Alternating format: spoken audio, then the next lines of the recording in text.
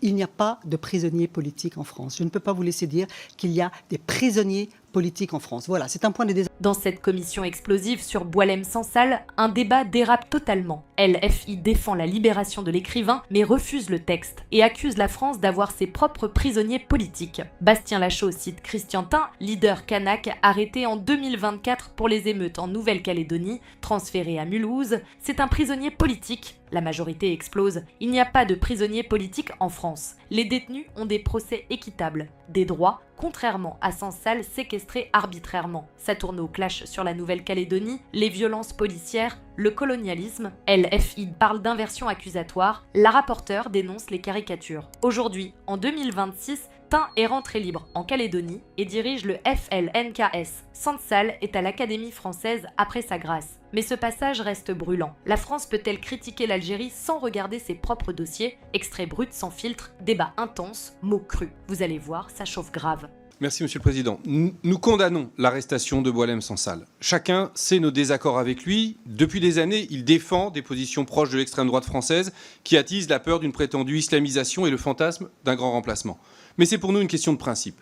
Les droits et libertés fondamentales doivent être défendus partout et toujours. Boualem-Sansal doit donc être libéré. Mais nous ne pouvons pas voter votre texte en l'état. Pourquoi? D'abord, la méthode. Obtenir la libération de prisonniers détenus par un État étranger passe nécessairement par le dialogue, la négociation, la discrétion, bref, la diplomatie, et à plus forte raison dans le cas de la relation franco-algérienne sensible, marquée par une histoire douloureuse. Vous faites tout l'inverse, une escalade inconsidérée, tout en déclarations fracassantes et en menaces. Vous allez jusqu'à appeler à remettre en cause la renégociation de l'accord d'association UE-Algérie. Avec de tels procédés, le résultat est couru d'avance. Le dialogue avec Alger est rompu, les peuples en payent le prix et la libération de Boualem-Sansal, tout comme la cause des libertés publiques et des droits de l'homme, n'auront pas avancé d'un iota. Mais cette cause vous préoccupe-t-elle vraiment? Non, bien sûr. Seul compte en réalité à vos yeux l'usage politique que vous pouvez en faire. Le caractère sélectif de votre indignation parle de lui-même. Vous inquiétez-vous de la situation des droits humains au Soudan? En Libye? En Arabie Saoudite? Interrogez-vous les conditions des accords de l'Union européenne avec l'Égypte, avec Israël? Non, bien sûr. Et en France? Quand des gilets jaunes, des manifestants sont éborgnés, quand la jeunesse des quartiers populaires subit des violences policières, quand des indépendantistes kanaks tels que Christian Théin sont arrêtés, détenus comme prisonniers politiques, où sont vos envolées pour défendre les libertés, les valeurs? Nulle part, bien sûr. Une seule intention vous habite en vérité, faire de l'Algérie le bouc émissaire de vos problèmes, comme le résume parfaitement Dominique de Villepin. Car nous ne sommes pas naïfs. Votre texte ne sort pas de nulle part. Il survient après des semaines de surenchères alimentées au premier chef par votre ministre de l'Intérieur, M. Retailleau. Montée de la tension diplomatique avec Alger, campagne de stigmatisation contre les Algériens et les Français d'origine algérienne, vous ravivez les préjugés hérités du passé colonial, vous rejouez sans cesse la guerre d'Algérie. Vous soufflez sur les braises de la xénophobie, de l'islamophobie et du racisme, dans l'espoir de racoler à l'extrême droite. Si vous empruntez ce chemin, vous nous trouverez toujours sur votre route. Vous cherchez à diviser et à fracturer les peuples français et algériens. Nous voulons au contraire emprunter la voie de l'apaisement, traiter les différends par le dialogue pour bâtir une relation de respect mutuel et d'amitié entre deux peuples frères.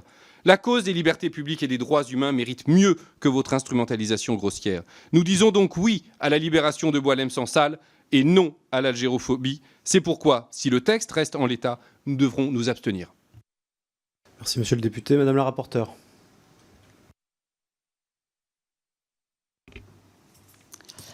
Monsieur Lachaud, je vous ai écouté avec beaucoup d'attention et vous ne serez certainement pas étonné que je trouve dans vos propos beaucoup d'aspects extrêmement caricaturaux, extrêmement excessifs, des mises en cause, y compris des mises en cause personnelles grossières sur lesquelles je ne vais pas revenir en détail, mais que je voulais quand même dénoncer.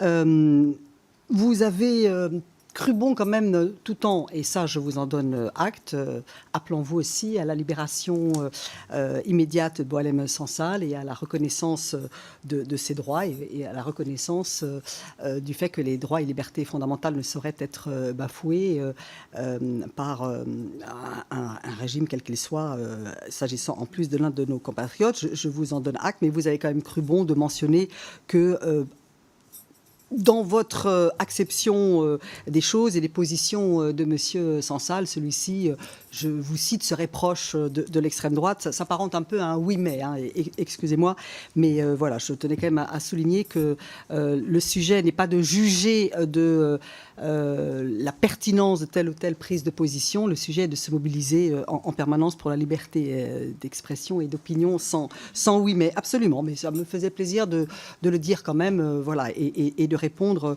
sur ce sujet aussi à d'autres choses que l'on entend qui sont mises dans l'atmosphère. Et je crois vraiment, si vous avez écouté attentivement mon propos, que je suis très loin des caricatures et des excès que vous avez cru dénoncer, et qu'au contraire, j'ai tenu à dire à quel point il me semblait important, compte tenu de l'histoire ancienne, riche, passionnelle, intense, qui a connu des moments de très grande tension, y compris dans ces dernières années, nos deux pays, nos deux peuples doivent pouvoir trouver les voies et moyens d'un dialogue et trouver les moyens de se parler à nouveau. Donc je crois qu'il n'y a rien d'excessif dans la prise de position que nous défendons. Et si vous avez lu mon rapport d'information, vous verrez que j'ai clairement également toujours présent dans ce que j'ai écrit et dans ce que j'ai en tête quand je parle de l'Algérie et de la liberté d'expression, la liberté d'opinion, les sentiments de la jeunesse algérienne. Et je connais les aspirations de la jeunesse algérienne et de beaucoup d'autres Algériens, mais particulièrement de la jeunesse à laquelle je pense particulièrement en ce moment, à une vie meilleure et à une vie avec plus de liberté. Merci. La parole est à Colette Capdevielle pour le groupe socialiste et apparenté pour 2 minutes 30. Merci Monsieur le Président, Madame la rapporteure, chers collègues. Nous examinons aujourd'hui une proposition de résolution appelant à la libération immédiate et inconditionnelle de Boualem Sansal. L'écrivain franco-algérien a en effet été arrêté le 16 novembre 2024, récemment, à l'aéroport d'Alger, après des propos tenus sur l'appartenance de l'Ouest algérien au Maroc, une déclaration considérée par l'Algérie comme attentatoire à l'intégralité du territoire. Ces prétendues accusations de déstabilisation cachent en fait la réalité. Le pouvoir des mots et le droit fondamental à la libre expression des opinions fait toujours peur à tous les régimes autoritaires. Vous l'avez dit, Madame la rapporteure. Que l'on adhère ou que l'on critique le propos, peu importe le choix de cet écrivain. On ne peut réduire au silence un écrivain au motif que ce qu'il écrit gêne, plaît ou déplaît. De plus, on ne peut pas empêcher un homme privé de liberté d'être défendu équitablement. Et il n'est pas vraiment acceptable que l'avocat choisi ne puisse exercer pleinement les droits de la défense auprès de son client. Cet homme est effectivement âgé et malade, vous l'avez dit. Et c'est aussi une atteinte à un droit, une atteinte grave à un droit fondamental, que celui de pouvoir, en tout cas, s'entretenir librement avec l'avocat de son choix. Ne pas exiger la libération d'un écrivain emprisonné, ne pas demander qu'il soit reconnu dans ses droits fondamentaux, c'est finalement renoncer à la liberté et à la démocratie. Le contexte diplomatique tendu entre la France et l'Algérie ne doit pas occulter l'essentiel qui doit nous rassembler, c'est-à-dire obtenir la libération de Boualem Sansal, car il est inacceptable d'emprisonner un homme pour ses opinions. Donc le groupe socialiste et apparenté votera cette proposition de résolution et nous déposerons un amendement dont nous débattrons tout à l'heure. Il est en effet paradoxal d'indiquer dans le titre de votre résolution, Madame, que la libération de Boualem Sansal serait inconditionnelle, ce que l'on partage, alors que vous proposez de conditionnaliser le versement d'aide européenne à la libération de M. Sansal. Cette conditionnalité pourrait être contre-productive, car d'une part, elle pourrait entraver les efforts diplomatiques qui sont déployés, nous le savons, pour la libération de ce prisonnier, et d'autre part, elle pourrait aussi pénaliser le peuple algérien, ce que nous ne souhaitons pas. Nous vous remercions. Merci beaucoup, Madame la députée. Madame la rapporteure.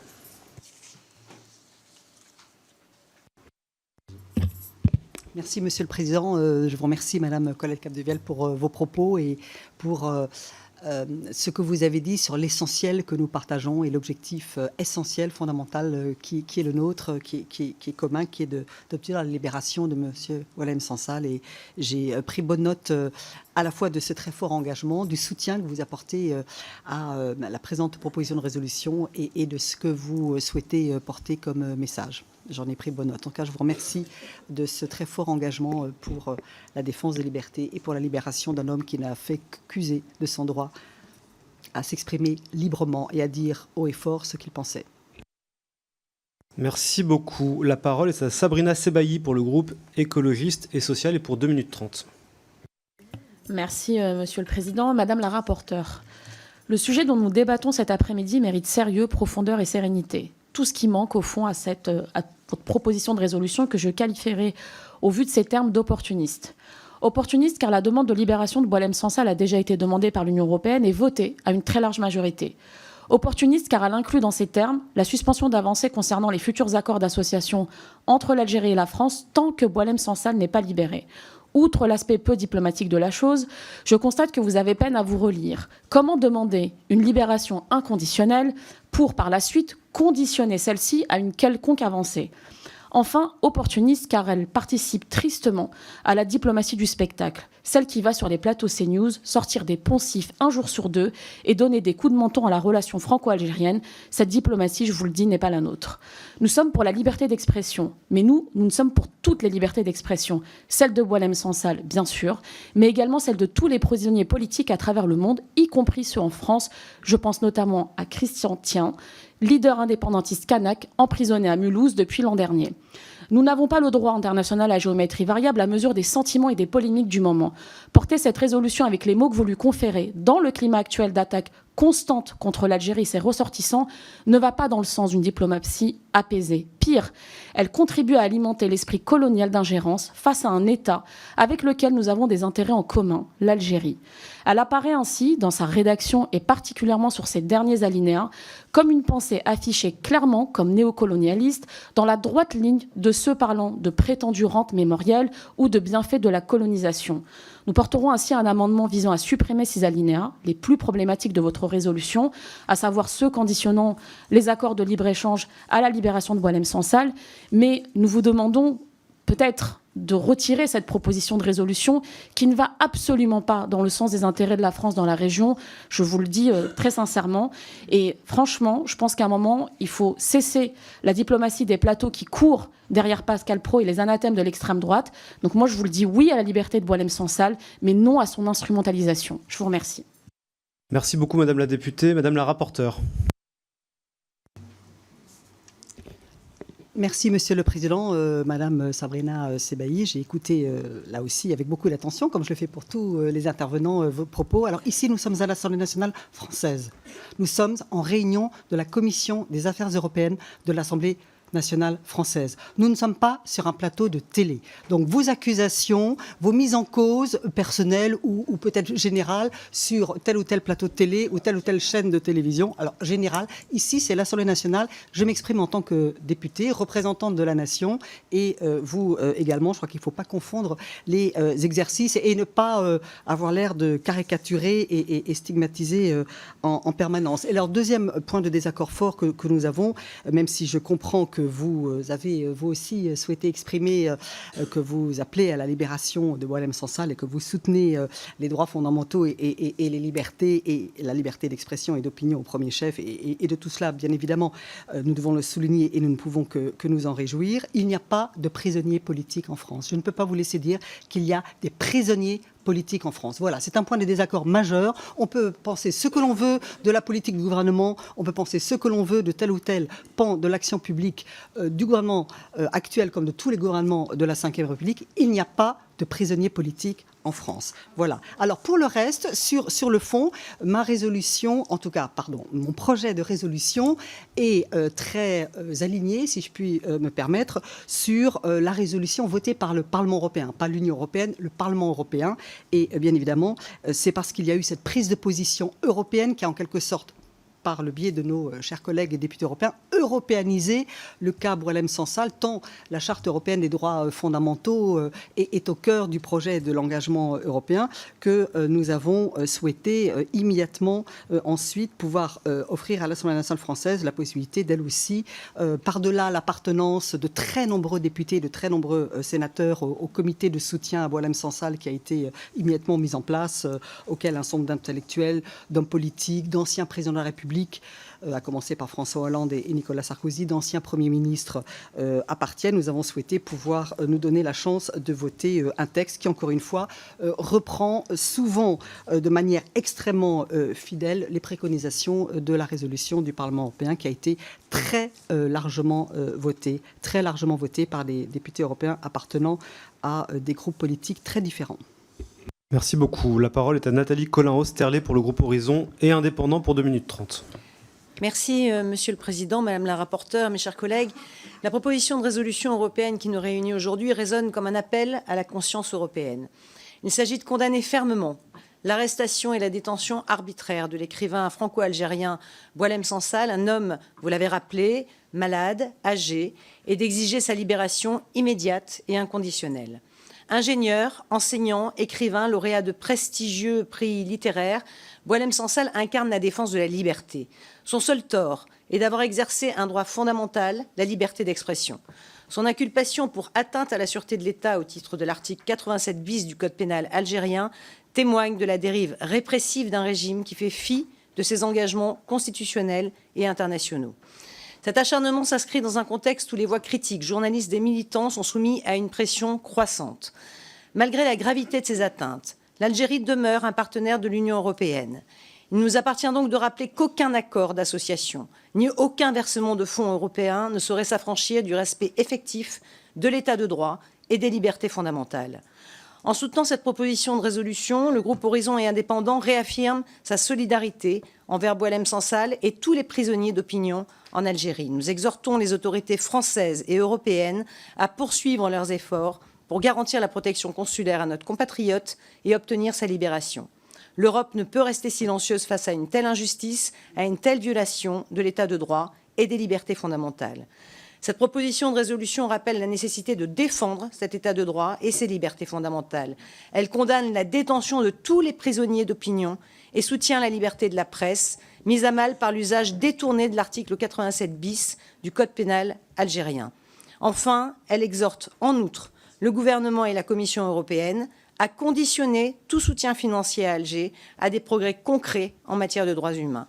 Le groupe Horizon et Indépendant votera bien évidemment et sans réserve en faveur de cette proposition de résolution. Je vous remercie. Merci beaucoup. Madame la rapporteure.